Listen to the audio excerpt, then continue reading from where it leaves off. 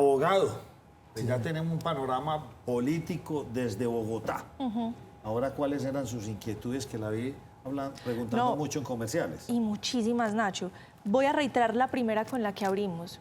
Usted nos exponía, abogado, doctorando, magíster. La Constitución es muy explícita y dice, la forma para reformarla hay 3 caminos. Y si no es para reformarla, entonces ¿yo para qué convoco una constituyente? Listo, muy importante eso porque digamos que ahí se ve representado lo que se conoce en teoría política y teoría constitucional como el poder constituyente, que es primario, o el poder primario, que es constituyente, y el constituyente derivado. Entonces, hay un mecanismo que es el de acto legislativo, que es la expresión propia de la manera de reformar la Constitución. Es importante hacer la salvedad, reformar, no cambiar. Entonces, el Congreso, a través de acto legislativo, que es un acto reformatorio de la Constitución, puede reformar aspectos de la Constitución. Obviamente, la forma en la que lo hace es con unos requisitos mayores a los de cualquier otra ley ordinaria. Los otros 2 mecanismos son una expresión pura del pueblo como el pueblo soberano, que es el referendo o la Asamblea Nacional Constituyente. A través del referendo se puede, obviamente, reformar, inclusive cambiar, porque es una expresión del pueblo, aspectos de la Constitución, pero la Asamblea Nacional Constituyente, al ser soberana, puede dictarse o puede darse una nueva Constitución.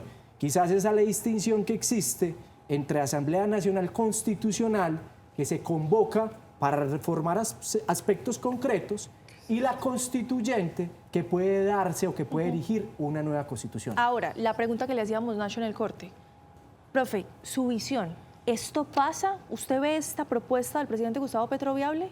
No, digamos que la propuesta de Petro ni es conveniente, ni es necesaria, ni es útil. Listo, entonces digamos que son 3 escenarios en los que, digamos, el proyecto de país que él se sueña no es por el camino de la Asamblea Nacional Constituyente.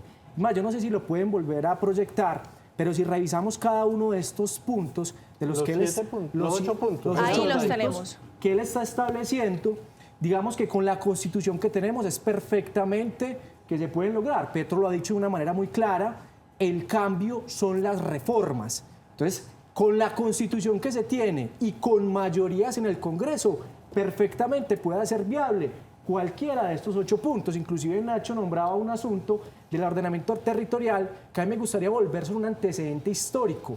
El gobierno Rafael Reyes, 1904-1909. Lo que hizo Rafael Reyes, que lo llaman muchos como la dictadura de Reyes, fue entrar, clausurar el Congreso, nombrar una Asamblea Nacional Constituyente Legislativa y a través de acto legislativo y de leyes de este órgano empezar a gobernar. Dentro de las medidas están, si ustedes le pueden hacer un seguimiento, empieza y crea nuevos departamentos. Ahí se creó, por ejemplo, el departamento de Caldas, capital en Manizales. Antes el viejo Caldas hacía parte de Antioquia. Sí. El departamento también en la costa, dividió territorialmente, dividió el territorio, concentró las rentas departamentales, ya no departamentos, por ejemplo, la renta de tabaco, de huello, de licores, la llevó hasta la nación y una gran cantidad de medidas. Yo creo que Petro no tiene ni las mayorías en el Congreso ni la aprobación del pueblo para tramitar esto. Ahora, yo podría estar a favor de las reformas de Petro. Lo que creo es que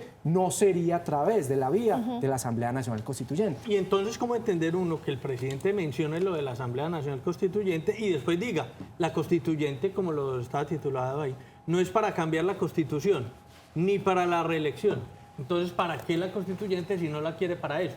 Digamos que Petro no va a cambiar la Constitución. Y lo que le genera gran temor, que es una reelección o una ampliación del periodo del presidente. Listo, bueno, entonces digamos que podríamos ir por varios puntos. Primero, si él cree que hay algún asunto de la Constitución del 91 sin cambiarla, que no le permita sus reformas, pues adelanta ante el Congreso, que es el constituyente derivado, un acto legislativo para reformar, no para cambiar. Ahora, si vamos a pensar, digamos, desde el discurso del presidente, él ha sostenido en varias ocasiones que hay una especie de enemigo interno. Y el enemigo interno no son ni los ministros, ni los congresistas, ni la bancada de gobierno, ni nada de eso. El enemigo interno, él ha dicho, es una burocracia y una estructura arraigada al poder que no le permite hacer las reformas. Básicamente, digamos que esa ha sido la tesis de él. Como no puedo por las vías institucionales hacer las reformas, pues entonces el pueblo, en la manifestación pura de la democracia, que sería crear una nueva constitución, pues por ahí podría ser el camino.